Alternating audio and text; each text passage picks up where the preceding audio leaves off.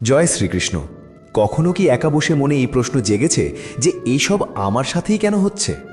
কখনো সকালে ঘুম থেকে উঠে মনে হয়েছে যে জীবনটা যেন তাসের ঘরের মতো ভেঙে পড়েছে, কেউ বোঝার নেই, কোনো আশ্রয় নেই?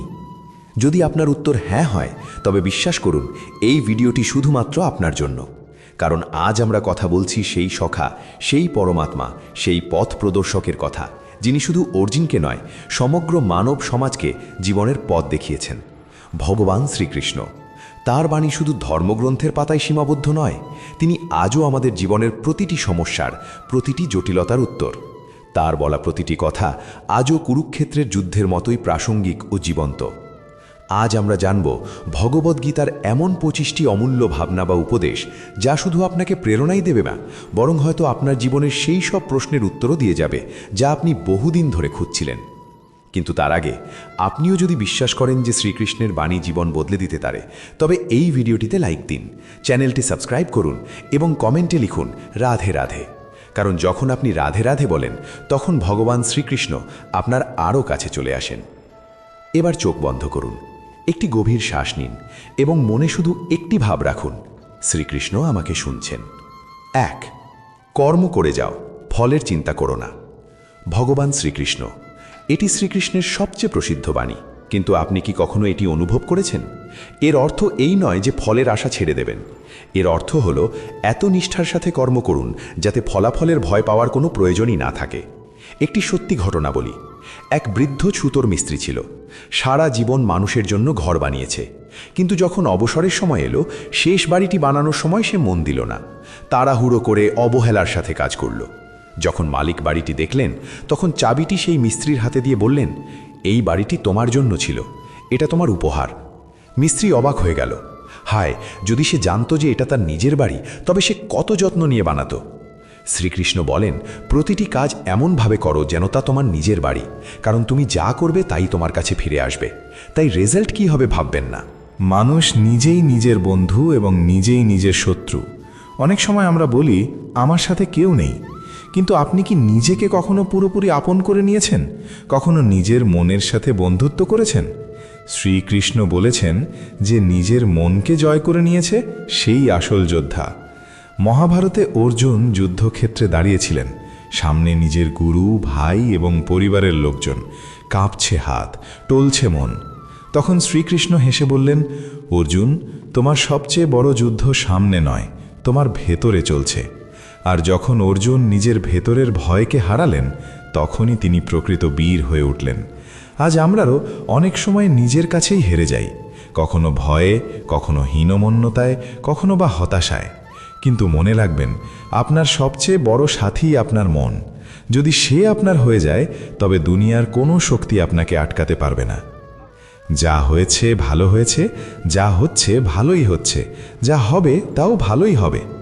এই কথাটা প্রথমবার শুনলে একটু রাগই হয়, কারণ যখন খারাপ সময় চলে তখন কি করে বলি যে ভালো হচ্ছে? কিন্তু শ্রীকৃষ্ণের এই বাণী শুধু সান্ত্বনা নয়, এটি এক গভীর সত্য।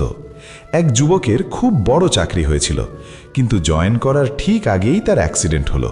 চাকরিটা চলে গেল। সে খুব হতাশ হয়ে পড়ল। কিন্তু কয়েক মাস পরেই সেই কোম্পানিতে এক বিরাট কেলেঙ্কারি ধরা পড়ল এবং সমস্ত কর্মচারী জেলে গেল। সে বেঁচে গেল কারণ অ্যাক্সিডেন্ট তাকে আটকে দিয়েছিল। তখন সে বুঝল, যা হয়েছে ভালোই হয়েছে। শ্রীকৃষ্ণ বলেন, আমি তোমার প্রতিটি পদক্ষেপে আছি, তুমি শুধু ভরসা রাখো। তুমি যা পাওনি তা হয়তো তোমার জন্য ছিল না, আর যা আসবে তা একদম সঠিক সময়েই আসবে। ইন্দ্রিয় সংযমই হলো আসল শক্তি। আজকের মানুষ অনেক কিছু জানে, কিন্তু নিজেকে জানে না। জানে মোবাইল কিভাবে চলে, গাড়ি কিভাবে চলে, মেশিন কিভাবে কাজ করে, কিন্তু এটা জানে না যে তার রাগ কখন ফেটে পড়বে বা লোভ কিভাবে তাকে নিচে নামাবে। শ্রীকৃষ্ণ বলেছেন যে নিজের ইন্দ্রিয়গুলোকে জয় করে নেয় সেই আসল বিজয়ী। মহাভারতে দুর্যোধন শক্তিশালী ছিলেন, সম্পদও ছিল, কিন্তু তিনি ছিলেন ইন্দ্রিয়ের গোলাম। আর অর্জুন, তিনি শ্রীকৃষ্ণের কথা মেনে নিজের ভেতরের ইচ্ছাগুলোকে নিয়ন্ত্রণ করেছিলেন এবং বিজয়ী হয়েছিলেন। আমরাও রোজ এমন যুদ্ধ লড়ি, মোবাইলের নেশা, রাগ, কামনা, হিংসা। কিন্তু যখন আমরা শ্রীকৃষ্ণকে স্মরণ করি, তিনি আমাদের মন শান্ত করে দেন। একবার এক যুবক খুব রাগী ছিল। তার বাবা মা তাকে ভয় পেত। একদিন সে গীতায় পড়ল যে রাগের বশে থাকে সে নিজেকেই জ্বালিয়ে মারে। সেই দিন থেকে সে ঠিক করল রাগ এলেই সে শ্রীকৃষ্ণের নাম নেবে। কয়েক মাসের মধ্যে সে এলাকার সবচেয়ে শান্ত মানুষ হয়ে উঠল। শ্রীকৃষ্ণ বলেন, যে আমাকে স্মরণ করে আমি তার রক্ষক হই। সত্য কখনো মরে না। আজকের যুগে মানুষ বলে সততা দিয়ে কিছু হয় না, চালাক হতে হয়। কিন্তু আপনি কি জানেন মহাভারতে কারা জিতেছিল? তারা নয় যাদের সৈন্য বেশি ছিল বা টাকা বেশি ছিল, বরং তারা যাদের সাথে সত্য ছিল। শ্রীকৃষ্ণ পাণ্ডবদের বলেছিলেন, যদি তোমরা সত্যের পথে থাকো তবে আমি তোমাদের সাথে আছি। একটি ছোট্ট মেয়ে স্কুলে মিথ্যা বলতে চাইতো না। অন্য বাচ্চারা তাকে খেপাতো, টিচারও রেগে যেতেন, কিন্তু সে বলতো, আমার কানহা আমাকে শিখিয়েছেন মিথ্যে না বলতে। বহু বছর পর সেই মেয়েটি একজন জজ বা বিচারক হলো এবং শহরে সততার উদাহরণ হয়ে উঠল। শ্রীকৃষ্ণ বলেন, মিথ্যের একটা বয়স থাকে, কিন্তু সত্য অমর। 6. যার কাছে লাভ ক্ষতি জয় পরাজয় সমান মনে হয় সেই প্রকৃত যোগী। একটু ভাবুন তো, আমাদের মধ্যে কতজন আছে যারা জিতলে অহংকার করি না বা হারলে ভেঙে পড়ি না? অনেক সময় সামান্য সমালোচনাও আমাদের ভেতর থেকে নাড়িয়ে দেয়, আবার একটু প্রশংসায় মন ফুলে ওঠে। কিন্তু শ্রীকৃষ্ণ বলেন, যদি তুমি স্থির থাকতে পারো তবেই তুমি নিজেকে চিনতে পেরেছ। যুদ্ধক্ষেত্রে অর্জুন যখন জিজ্ঞেস করলেন, আমি কি হারব? তখন শ্রীকৃষ্ণ হেসে বললেন, তুমি শুধু নিজের ধর্ম পালন করো, হার জিতের চিন্তা আমার ওপর ছেড়ে দাও। এক সাধুর গল্প বলি। তিনি গ্রামে গ্রামে ঘুরে মানুষের সেবা করতেন। কেউ তাকে খাবার দিত, কেউ আবার গালি দিত। একদিন কেউ জিজ্ঞেস করল, আপনি অপমান সহ্য করেন কি করে? তিনি বললেন, যেমন শ্রীকৃষ্ণ শিখিয়েছেন, যে স্থির সেই সত্য। প্রশংসা আর নিন্দা দুটোই বাইরের জিনিস। আমরাও কি তেমন হতে পারি? হয়তো পারি, যদি শ্রীকৃষ্ণের এই কথাটি মনে গেঁথে নিই। 7. যার মন ভারসাম্যপূর্ণ সেই প্রকৃত জ্ঞানী। জীবনে উত্থান পতন আসবেই, কখনো আমরা খুশি হই, কখনো দুঃখী, কিন্তু যদি আমরা সব পরিস্থিতিতে মনকে স্থির রাখতে পারি সেটাই আসল জ্ঞান। এক কৃষকের গল্প মনে পড়ছে। তার ক্ষেতে একদিন আগুন লেগে গেল। গ্রামবাসীরা দৌড়ে এলো, বলল, হায়, তুমি তো শেষ হয়ে গেলে। কৃষক শান্ত ছিল, শুধু বলল, হয়তো ভগবানের এটাই ইচ্ছা। এক সপ্তাহ পরে বৃষ্টি হলো এবং তার পোড়া ক্ষেতের পাশেই একটা নতুন জলের উৎস বা ঝর্ণা বেরিয়ে এলো। এখন সেই জমি সবচেয়ে উর্বর হয়ে গেল। লোকে জিজ্ঞেস করল, তুমি রাগলে না কেন? সে বলল, শ্রীকৃষ্ণ শিখিয়েছেন যে স্থির সেই প্রকৃত জ্ঞানী। তাই পরের বার যখন জীবনে কিছু বিগড়ে যাবে, একবার মনে মনে বলুন, কৃষ্ণ তুমি আছো তো, তাহলে আমি ভয় পাবো কেন? 8. সংসারে সব কিছুই নশ্বর, কেবল আত্মা অমর। এটি খুব গভীর একটি ভাবনা। আমরা রোজ কোনো না কোনো জিনিস নিয়ে চিন্তায় থাকি। চাকরি চলে গেল, গাড়ি খারাপ হলো, ফোন ভেঙে গেল, কিন্তু কখনো ভেবেছেন যে এগুলো তো সব বাইরের জিনিস? শ্রীকৃষ্ণ বলেন, আত্মাকে আগুন পোড়াতে পারে না, অস্ত্র কাটতে পারে না, বাতাস শুকাতে পারে না, তা অজন্মা ও অমর।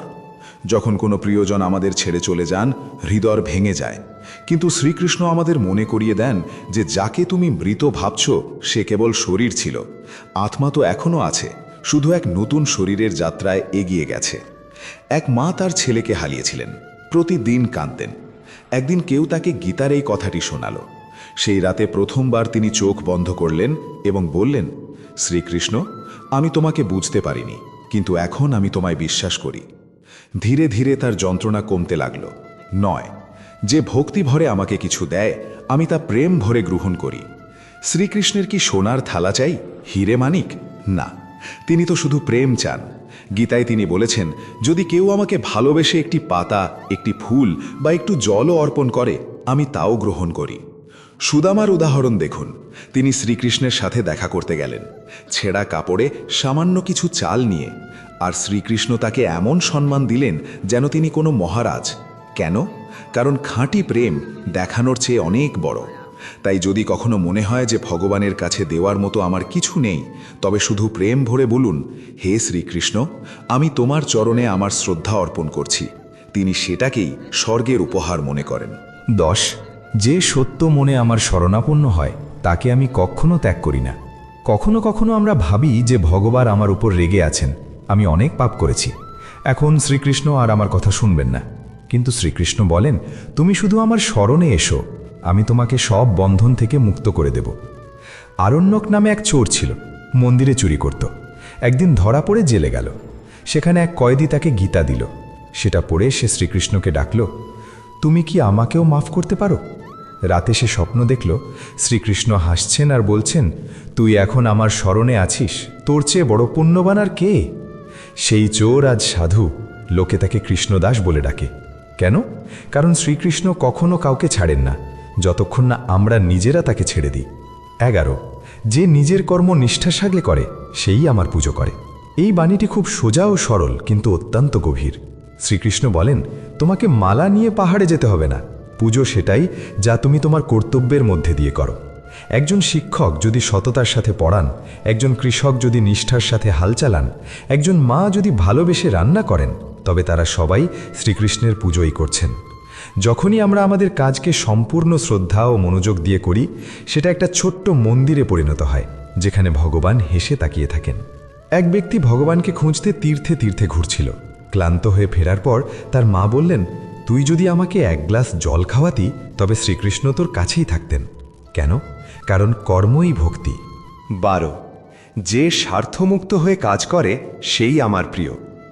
আজ আমরা যা কিছুই করি তার পেছনে কোনো না কোনো আশা থাকে। এটা করলে ওটা পাবো, ওর উপকার করলে ও আমার উপকার করবে, ইত্যাদি। কিন্তু শ্রীকৃষ্ণ বলেন, তুই শুধু কাজ কর, ফলের চিন্তা করিস না। যখন আমরা কোনো আশা ছাড়াই কিছু করি, তখনই তা ঈশ্বরের প্রতি সমর্পণ হয়ে যায়। এক সাধারণ মানুষ রোজ মন্দিরের চাতাল পরিষ্কার করত। কেউ তাকে জিজ্ঞেস করল, এতে তুমি কিছু পাও? সে বলল, আমি শুধু আমার কৃষ্ণকে একটা পরিষ্কার জায়গা দিতে চাই। ব্যাস, তার ওই ভাব, ওই নিঃস্বার্থ সেবা হয়তো 1000 ঘন্টার পুজোর চেয়েও বেশি দামি ছিল। কখনো কখনো আমরা পরিবার, বন্ধু বা সমাজের জন্য কিছু করি। যদি তা নিঃস্বার্থ হয়, তবে জানবেন শ্রীকৃষ্ণ স্বয়ং তা গ্রহণ করছেন। 13, যে ক্ষমা করে সেই বীর। শক্তির মানে সবসময় প্রতিশোধ নেওয়া নয়, কখনো কখনো আসল শক্তি থাকে ক্ষমার মধ্যে। কৌরবরা পাণ্ডবদের অপমান করেছে, ছল করে বনবাসে পাঠিয়েছে, এমনকি দ্রৌপদীর বস্ত্রহরণও করেছে। কিন্তু যখন শান্তির দূত হয়ে শ্রীকৃষ্ণ হস্তিনাপুরে পৌঁছলেন, তিনি প্রথম প্রস্তাব কি দিলেন? দুর্যোধন, 5টি গ্রাম দিয়ে দাও, যুদ্ধ চাই না। কেন? কারণ কৃষ্ণ জানতেন ক্ষমা দুর্বলতা নয়, বুদ্ধিমত্তা। একবার অর্জুন জিজ্ঞেস করেছিলেন, যদি কেউ আমাদের বারবার আঘাত দেয়, তবে কি আমরা মাফ করব? শ্রীকৃষ্ণ বলেছিলেন, যদি তুমি ক্ষমা করতে পারো, তবে তুমি আমার ভক্ত, আর যদি না পারো, তবে তুমি এখনও পথের মাঝেই আছো। কখনো ভেবেছেন আমাদের মন কত ঘৃণা বয়ে বেড়ায়? যদি আমরা তা ক্ষমা দিয়ে ভরিয়ে দিই, তবে মন নিজেই একটা মন্দির হয়ে উঠবে। 14, মনই বন্ধু আর মনই শত্রু। কখনো নিজের মনের সাথে লড়াই করেছেন? যখন ঘুম পাচ্ছে কিন্তু পড়া জরুরি, যখন ভুল রাস্তা সহজ মনে হচ্ছে কিন্তু সঠিক রাস্তা কঠিন, যখন ভয় বলছে তুমি হেরে যাবে কিন্তু হৃদয় বলছে চেষ্টা করো, সেই সময় শ্রীকৃষ্ণ বলেন, যদি তুমি নিজের মনকে জয় করে নাও, তবে তুমি পুরো দুনিয়া জয় করে নিলে। এক সময়ের কথা, এক যোদ্ধা যুদ্ধে হেরে গেল। সে জঙ্গলে ঘুরে বেড়াতো আর বলতো, দুনিয়া ভুল, মানুষ ভুল। এক সাধু তাকে বললেন, তোর শত্রু বাইরে নয়, তোর মনে, তাকে জয় কর, তারপর যা হবে তা তোকে শ্রীকৃষ্ণ নিজেই দেখাবেন। মনের জয়ই আসল বিজয়। যদি মন বলে তুমি পারবে না, তবে চোখ বন্ধ করে শ্রীকৃষ্ণকে স্মরণ করুন আর বলুন, আমি পারব, কারণ আমার সাথে তুমি আছো কৃষ্ণ। 15, আমি প্রতিটি প্রাণীর হৃদয়ে বাস করি। শ্রীকৃষ্ণ কোনো দূরে বসে থাকা দেবতা নন, তিনি প্রত্যেকের হৃদয়ে আছেন। যেদিন আমরা এই কথাটা অনুভব করি, সেদিন দুনিয়া বদলে যায়। তখন আমরা কারোর সাথে মিথ্যা বলি না, কাউকে ঠকাই না, কারোর মনে কষ্ট দিই না। কারণ আমরা বুঝতে পারি, যার সাথে আমি এটা করছি তার হৃদয়েও তো শ্রীকৃষ্ণ আছেন। এক বৃদ্ধ ভিখারি রোজ মন্দিরের বাইরে বসত। লোকে তাকে দূর দূর করত। একদিন এক ছোট্ট মেয়ে তাকে জল খাওয়ালো। ভিখারি হাসল আর বলল, তুই শ্রীকৃষ্ণকে জল খাওয়ালি মা, তুই ধন্য।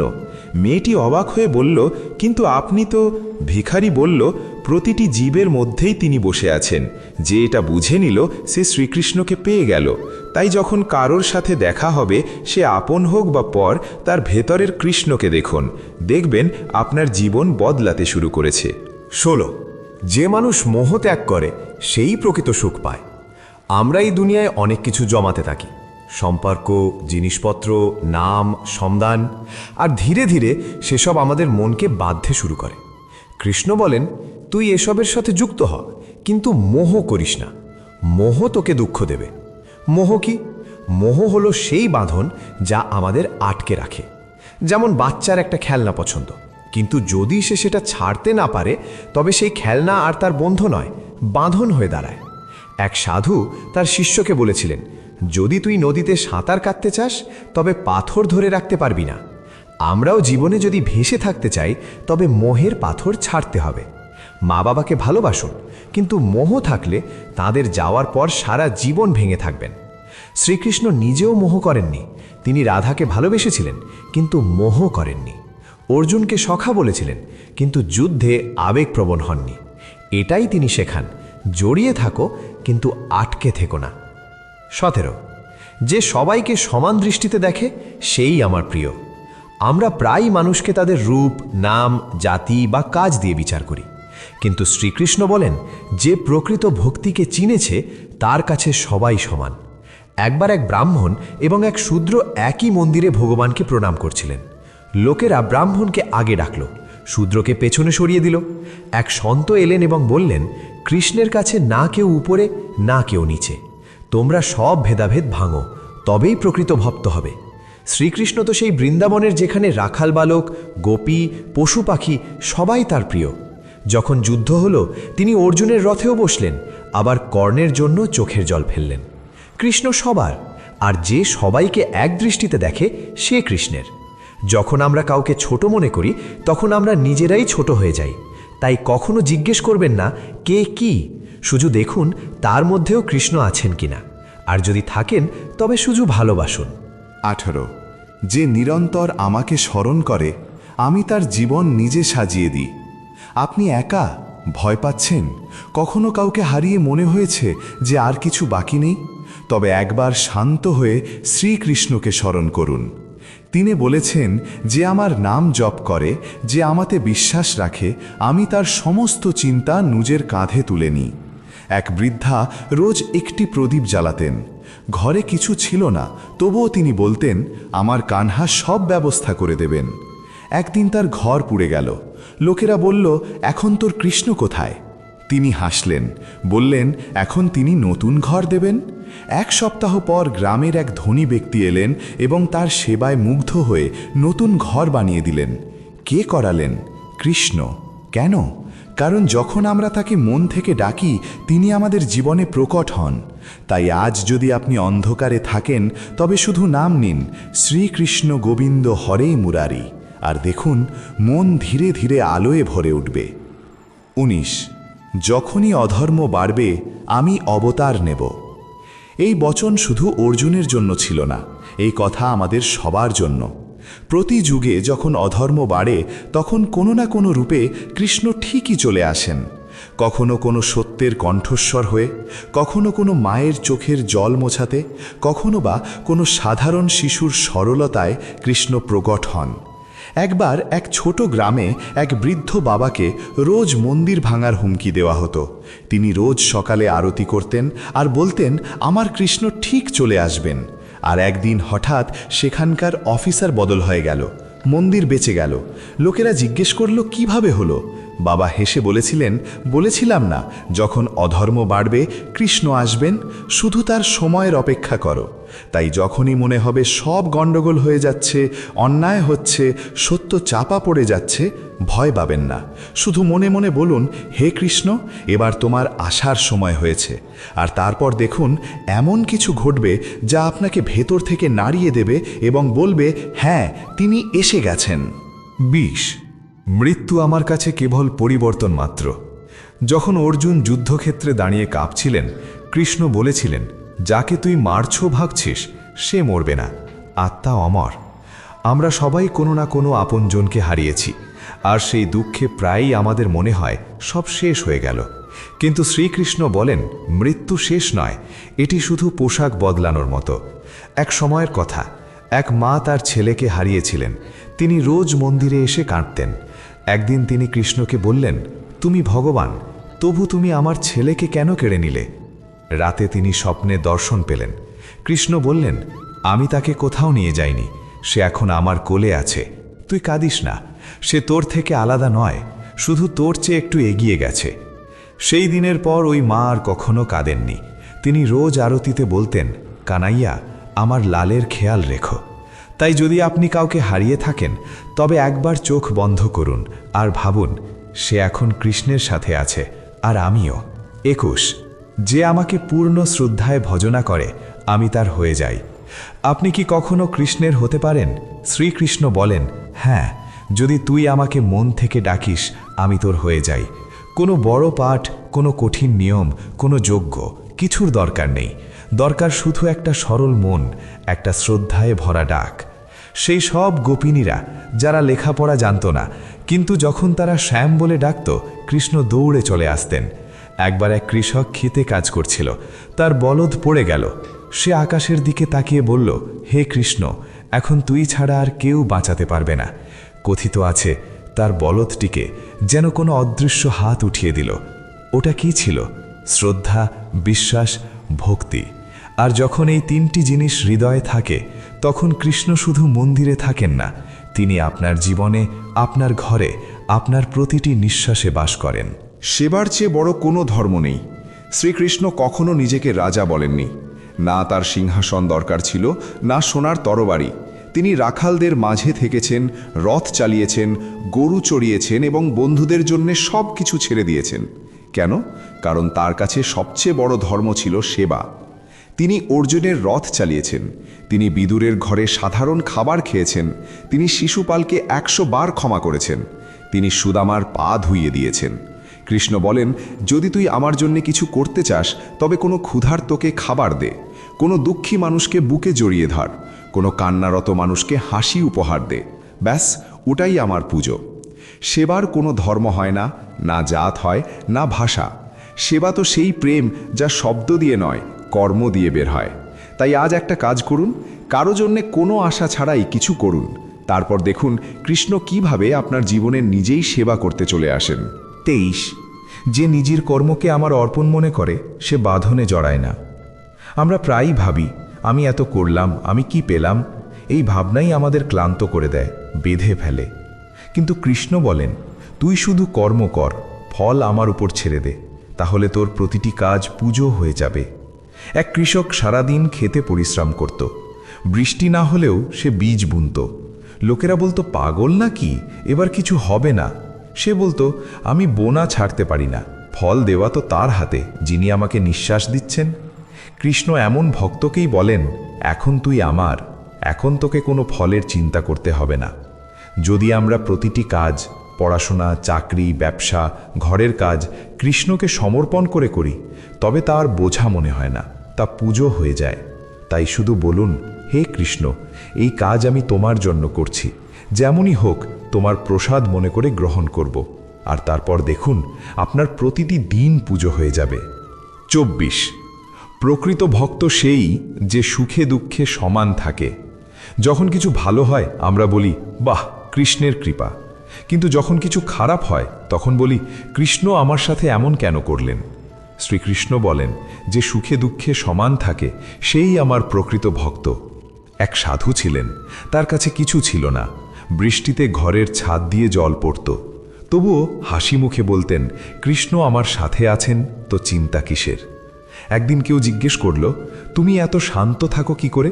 তিনি বললেন, কারণ আমি জীবনটা কৃষ্ণের হাতে সঁপে দিয়েছি। এখন যাই হয়, ভালো বা খারাপ, সব তার ইচ্ছা, আর তার ইচ্ছাতেই আমার মঙ্গল। প্রকৃত ভক্ত সেই যে জীবনকে একটা প্রসাদের মতো গ্রহণ করে, মিষ্টি হোক বা তেতো, মুখ ফেরায় না। তাই পরের বার যখন কোনো দুঃখ আসবে, শুধু এটুকু বলুন, হে কৃষ্ণ, এটাও তুমি, আর এর মধ্যেও তোমারই কোনো বার্তা আছে। যেখানে প্রেম, আমি সেখানেই আছি। কৃষ্ণ মন্দিরে আছেন, কিন্তু শুধু সেখানে নেই।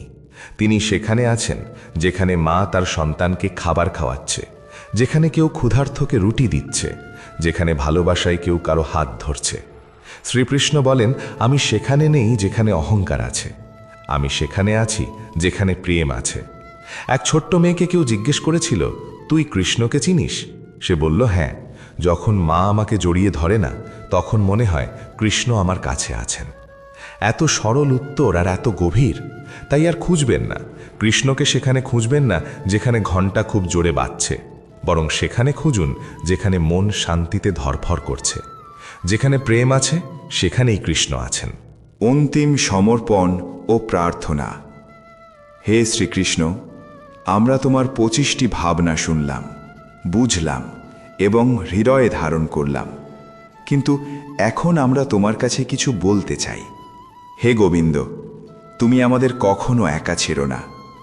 যখনই আমরা হেরে যাব, তুমি অর্জুন হয়ে আমাদের সারথি হয়ে যেও। যখনই আমাদের মন টলবে, তুমি গীতার বাণী হয়ে আমাদের পথ দেখিও। যখন দুনিয়া আমাদের ভেঙে দেবে, তুমি বাঁশির সুর হয়ে আমাদের আগলে রেখো। যখন জীবন শূন্য মনে হবে, তুমি রাধার মতো আমাদের প্রেমে ভরিয়ে দিও। আমাদের কিচ্ছু চাই না, না স্বর্গ, না সিদ্ধি, না কোনো অলৌকিক ক্ষমতা।